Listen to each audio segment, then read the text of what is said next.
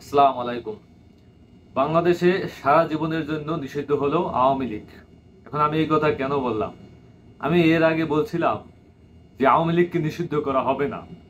আওয়ামী লীগ নিষিদ্ধ হয়ে যাবে বা আওয়ামী লীগকে নিষিদ্ধ হতে বাধ্য করা হবে। এখন দেখেন, আজকের যে সিদ্ধান্তগুলো আসছে তার ভিতরে অন্যতম একটা সিদ্ধান্ত হলো আওয়ামী লীগকে বিচারের সম্মুখীন হতে হবে। বিচার কার্য সম্পন্ন করার পর তারপর তারা রাজনীতি এদেশে করবে কি করবে না, করতে পারবে কি পারবে না, এ ব্যাপারে সিদ্ধান্ত নেওয়া হবে বা যা বাংলাদেশের জনগণ ঠিক করবে যে আওয়ামী লীগ এদেশে রাজনীতি করবে কি করবে না। এখন আসেন বিচার। আমি কি কারণে বললাম যে আওয়ামী লীগ বাংলাদেশে আজীবনের জন্য নিষিদ্ধ হইল? বিচার কিভাবে করবেন? আওয়ামী লীগের বিচার করা কি সম্ভব? আপনি সেই শাপলা চত্বরের যে হেফাজত হত্যা, তারপর বিডিআর বিদ্রোহ, তারপরেই 24-এর আপনার গণহত্যা, এই তিনটাকে যদি আপনি একসাথে করেন, এই তিনটার হত্যাকাণ্ডের দায়ভার যদি আওয়ামী লীগ নেয় বা নিতে হবে, সেক্ষেত্রে আওয়ামী লীগ এর যে বিচার করা বা বিচার কার্য সম্পন্ন করা কি সম্ভব? আদৌ সম্ভব না। কি কারণে সম্ভব না? এর সাথে যারা সরাসরি জড়িত অনেকেই তারা দেশের বাইরে চলে গেছে, বিশেষ করে প্রধানমন্ত্রী শেখ হাসিনা এবং তার পরিবার, যে শেখ পরিবার, সে শেখ পরিবারকে এর দায় দিতে হবে। তো শেখ হাসিনা, শেখ হাসিনার ছেলে সজীব জয়, শেখ রেহেনা, পুতুল, তারপর তার যে আরেক ছেলে আছে, যাই বলেন, এই পরিবারটা এই বিচার কার্য সম্পন্ন বা এই পরিবারটা বাংলাদেশে ফেরার কোনো সুযোগ নাই। এই বিচার কার্য সম্পন্ন করা মানে আপনার এদেরকে বিদেশ থেকে এনে তারপর দেশের ভিতরে বিচার করা। সেই কাজটা যেমন সম্ভব না, যেমন তাদেরকে দেশে ফিরিয়ে আনা সম্ভব হবে না, সেক্ষেত্রে এই বিচার কার্য সম্পন্ন হবে না। তো সেক্ষেত্রে আপনি বুঝতে পারেন যে এদের জীবদ্দশায় বা এরা যতদিন বেঁচে থাকবে ততদিন বাংলাদেশেও ফিরবে না, আর এদের বিচার কার্য সম্পন্ন করা সম্ভব হবে না। তার মানে দাঁড়ালো যে এরা যতদিন বেঁচে থাকবে ততদিন এরা বাংলাদেশে রাজনীতি করতে পারতেছে না, ততদিন এই বাংলাদেশে আওয়ামী লীগ রাজনীতি করতে পারতেছে না। এখন আসেন, ধরেন এরা শেষ হয়ে গেল বা এদেরকে বিচারের সম্মুখীন আপনি করলেন, তারপর আসবে কি?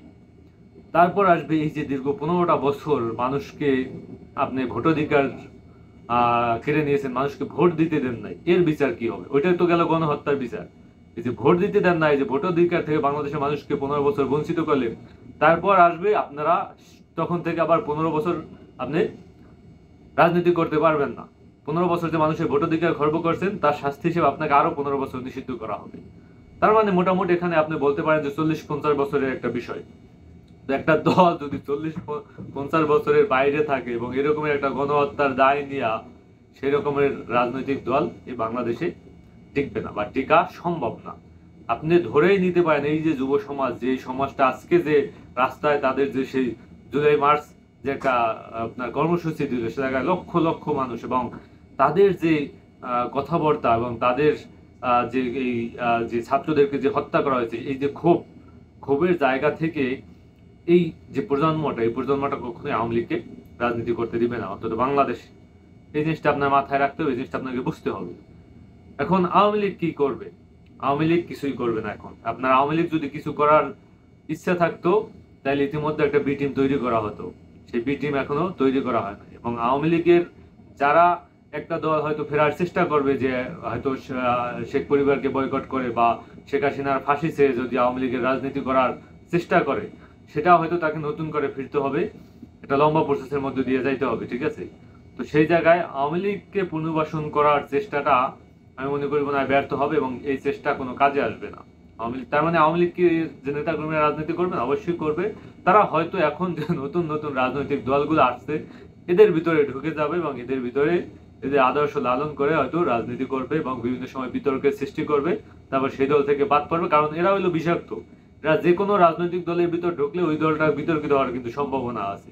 মানে এদের ক্যারেক্টার খুব একটা ভালো না। এরা ওই দুর্নীতি করবে, লুটপাট করবে, ঘাট দখল করবে, বাজার দখল করবে, চাঁদা তুলবে, এই হলো তাদের ক্যারেক্টার।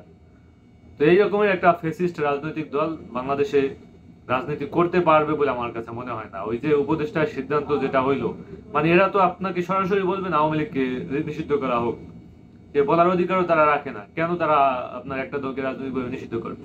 আওয়ামী লীগকে নিষিদ্ধ করা হবে না। আওয়ামী লীগ নিষিদ্ধ হয়ে যাবে। ওই যে জুনায়েদ আহমেদ পলকের মতো, যে কি আমরা ইন্টারনেট বন্ধ করিনি, ইন্টারনেট বন্ধ হয়ে গেছে।